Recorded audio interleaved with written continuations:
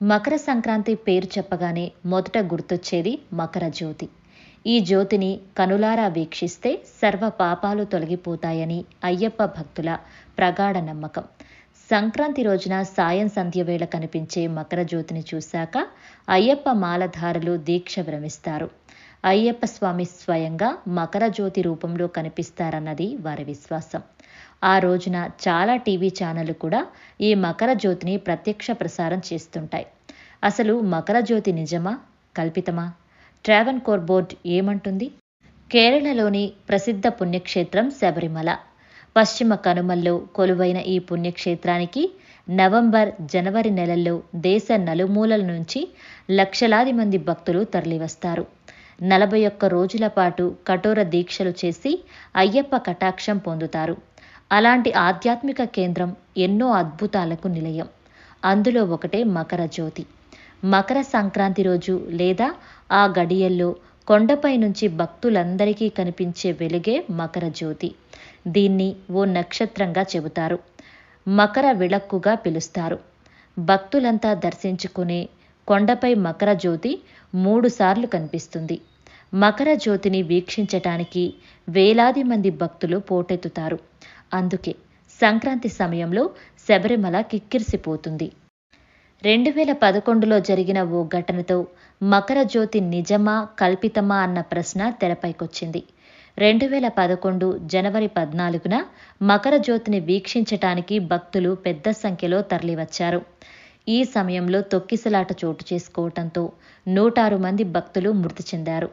ఈ నేపథ్యంలో భక్తులు పెద్ద సంఖ్యలో రావటానికి కారణమయ్యే మకర జ్యోతి వివాదాస్పద అంశంగా మారింది. అసలు ఈ జ్యోతి నిజమా, కల్పితమా అన్నది తేల్చాలని, ప్రజలకు వాస్తవాలు తెలపాలంటూ హేతువాద, మానవవాద సంఘాలు కేరళ హైకోర్టులో పిటిషన్ వేశాయి. ఆ పిటిషన్ శ్రీని పట్టతానం వర్సెస్ కేరళ ప్రభుత్వం లాగా మారింది. కేరళ హైకోర్టు 2011 ఏప్రిల్ 25న తీర్పు చెప్పింది. ఆ తీర్పులో ట్రావెన్కోర్ దేవస్థానం బోర్డు తన అఫిడవిట్లో మకర జ్యోతి గురించి వివరించిన విషయాలను ప్రస్తావించింది.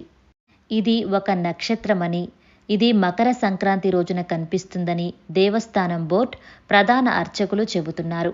అయితే అది ఏ వైపు కనిపిస్తుంది, అందరికీ కనిపిస్తుందా, లేక అరుంధతి నక్షత్రం లాంటిదా, అసలు ఉందా లేదా అన్న అంశాలపై స్పష్టత లేదు.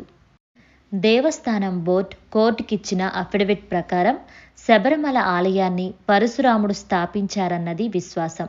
శబరిమల ప్రస్తావన రామాయణంలో కూడా ఉంది. రాముడు పంపాకు, శబరిమల వద్ద శబరి ఆశ్రమానికి వెళ్ళినట్లు నమ్ముతారు. శబరిగిరికి తూర్పు వైపున ఉన్న పొన్నంబలమేడు పర్వతం శబరిమల ఆలయానికి మూలస్థానమని నమ్ముతారు. ప్రాచీన కాలంలో పొన్నంబలమేడు మీద ఒక ఆలయం ఉండేది.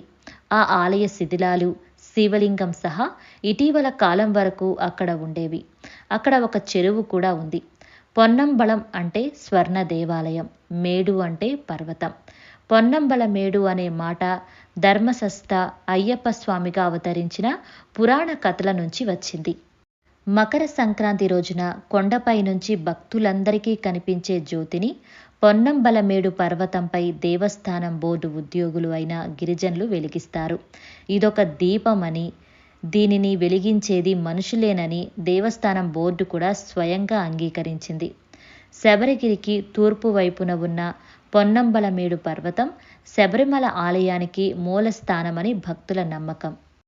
పొన్నంబలమేడు మీద ఉన్న ఆలయం శిథిలావస్థకు చేరుకున్నా ఇప్పటికీ అక్కడ పూజలు జరుగుతాయి. ఆలయం శిథిలమైన ఆ ప్రాంతంలో నివసించే ఆదివాసీలు మకర సంక్రాంతి రోజున దీపారాధన సహా పూజా కార్యక్రమాలు నిర్వహిస్తుంటారు. అయితే కాలక్రమంలో గిరిజనులను ఆ ప్రాంతం నుంచి ఖాళీ చేయించారు. కానీ ఉద్యోగరీత్యా అక్కడే ఉండిపోయిన కొందరు గిరిజనులు ఆ రోజున పూజలు కొనసాగిస్తున్నారు. అందులో భాగంగా దీపారాధన కూడా చేస్తారు. అయితే మకర సంక్రాంతి రోజున కనిపించే జ్యోతి దైవికమైనది కానీ, మానవాతీత శక్తి ద్వారా ఏర్పడిందని కానీ ట్రావెన్కోర్ బోర్డు ఎప్పుడూ చెప్పలేదు. కానీ మకర సంక్రాంతి రోజున అక్కడ ఆ దీపం కనిపిస్తుందనేది మాత్రం నిజం. శబరిమలలోనూ అయ్యప్ప స్వామి మూలస్థానమైన పొన్నంబలమేడులోనూ మకర సంక్రాంతి ఎంతో మత ప్రాధాన్యం ఉన్న పవిత్రమైన దినం. అయ్యప్ప స్వామి మకర సంక్రాంతి రోజున జన్మించినట్లు విశ్వసిస్తారు. ఉత్తరాయణం మకర సంక్రాంతి రోజున మొదలవుతుంది. మకర సంక్రాంతి సమయంలో శబరిమల ఆలయంలో దీపారాధన జరుగుతుంది. ఆ సమయంలో దిగంతంలో ఓ నక్షత్రం కనిపిస్తుంది. అదే సమయంలో పొన్నంబలమేడులో కూడా గతంలో దీపారాధన నిర్వహించేవారు.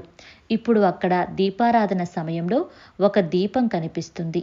దానిని శబరిమల నుంచి స్పష్టంగా చూడవచ్చు. శబరిమల ఆలయంలో దీపారాధన, శబరిమల నుంచి ఈశాన్య ఆకాశంలో నక్షత్రం కనిపించటం, పొన్నంబలమేడులో దీపం కనిపించటం అన్నీ ఏకకాలంలో జరిగి శబరిమలలో గాఢమైన భక్తి వాతావరణాన్ని నింపుతాయి.